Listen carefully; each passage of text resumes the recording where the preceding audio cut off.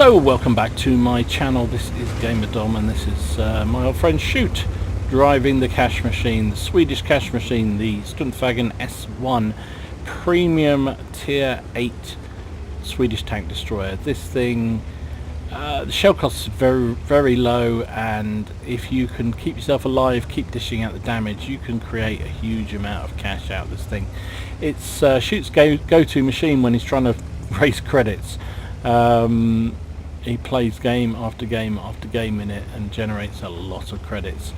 It suits his playstyle. He's very much a defensive sniping player, be the first to admit it, and this tank with its stabilizing system is ideal for that kind of tactics. Also got an extremely accurate gun most of the time. Now, however, having said that, just because you're a sniper and a defensive player doesn't mean you have to stay back all the time, and that's what Shoot's very good at. He is very map aware and got himself in a lovely position here, which is one of his favourite for early doors, because you can shoot down into the gully. You've also got a good line down the KJ line if anything pushes anything that way, but you can see here immediately he realises that there's nothing coming the other way at the moment, so he can move forward a bit and hopefully provide some more support for that AMX, who seems to be coming under a lot of shell fire, although so far nothing's hit him.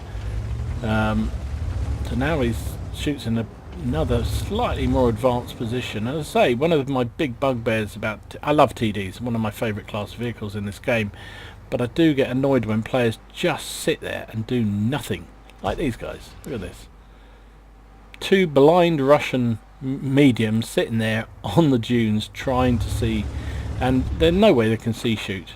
There's a Brigetto, nice shot into him.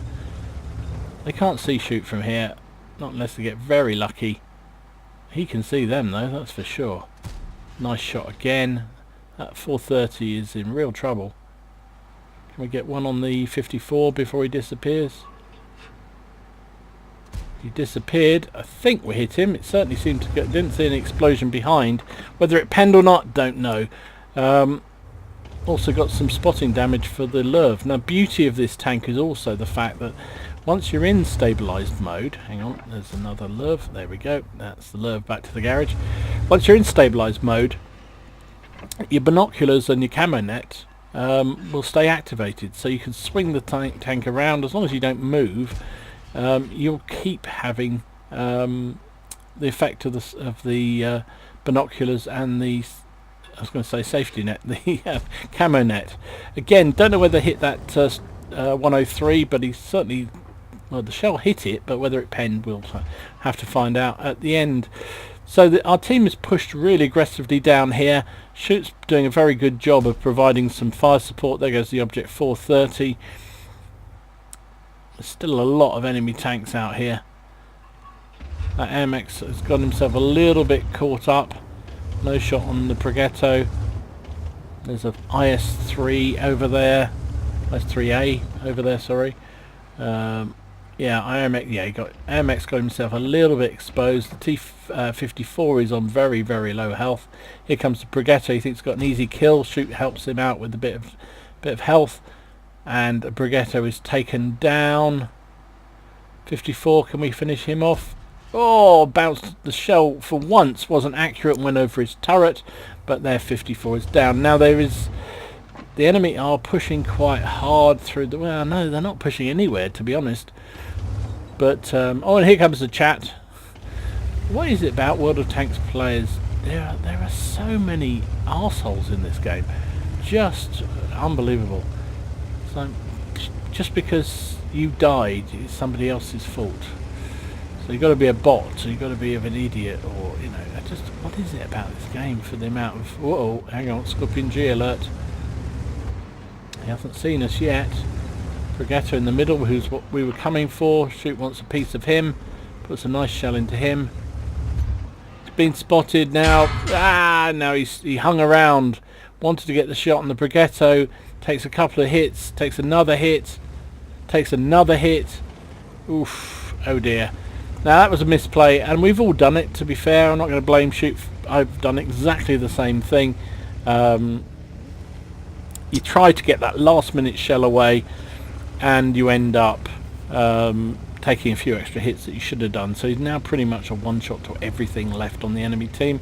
He's also got no support apart from the T-34-3, so he's pulling back to a better defensive position. Again, great map awareness.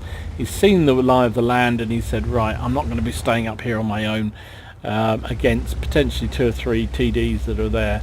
So he's pulled back, got himself into gyro-stabilized mode, and he's preparing to support the team from back here again, where he's pretty much where he started the game, actually, on his favourite defensive position.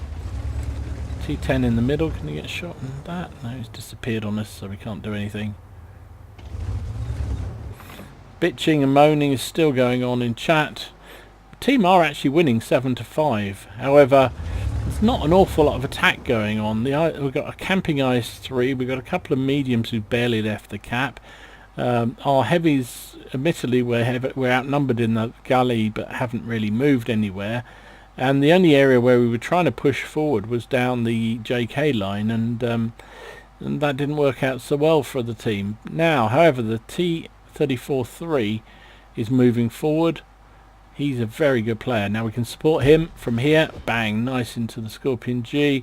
He does hit our T-34, but he's taken out in turn. So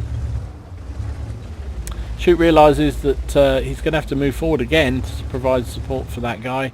He'd like to try and get some shots down the gully, but oh, hang on, there we go. We've got a chance. The gun let him down. Well, I think, to be fair, he hadn't fully aimed that shot. Just took a bit of a snapshot and it didn't work. Now that guy's behind a building, so let's just knock the building down, shall we? Bit of urban regeneration. Can't see the Pershing anymore. Blind shot just in case. Right, so he's going to move forward again. It's forward, back, but such is, you know, the good play by a tactical map-aware player is to keep moving forward and back. Just because, you know, your team was doing okay at one point and then they're not doing okay, you need to make sure you pull back and be in the right place for the team, and that's what Shoot's done here. Pershing has got himself into a horrible position and is going to be dead. Thank you very much. It's 10 plays 5. That T-34-3 is doing a very good job of wheedling out targets, and Shoot and him are just cutting them apart. The team have got this game, but you know where all the enemy tanks are going to be sitting in their last-ditch Alamo stand, and that's up at F1. There'll be at least 2 tanks up there. There always are.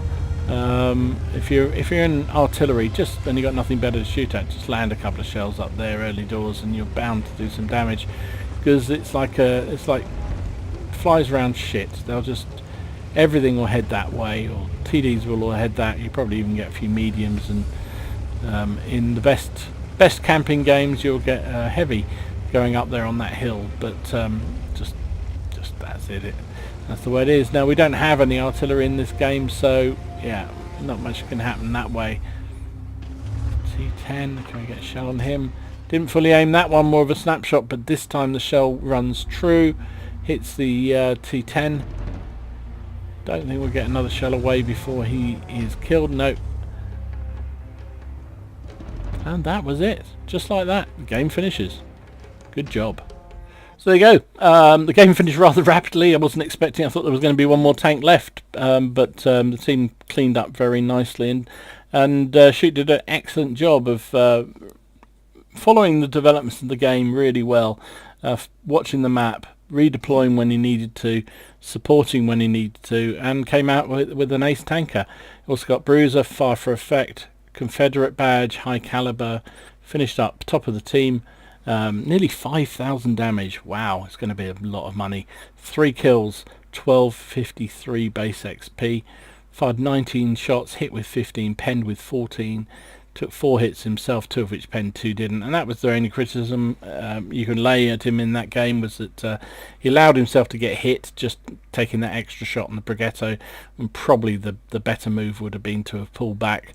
But we've all done it. I've certainly done it many occasions, so I'm not going to criticise him.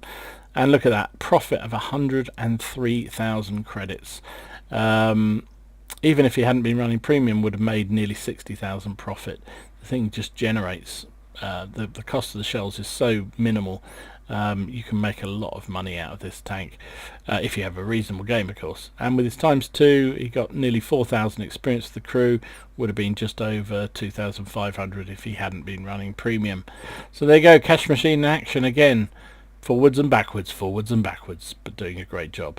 Hope you enjoyed it. If you did, please give it a like and subscribe to the channel if you haven't already done so. In the meantime, enjoy your games, have fun, try not to take it too seriously, and I'll see you again soon. This is Gamer Dom, signing out.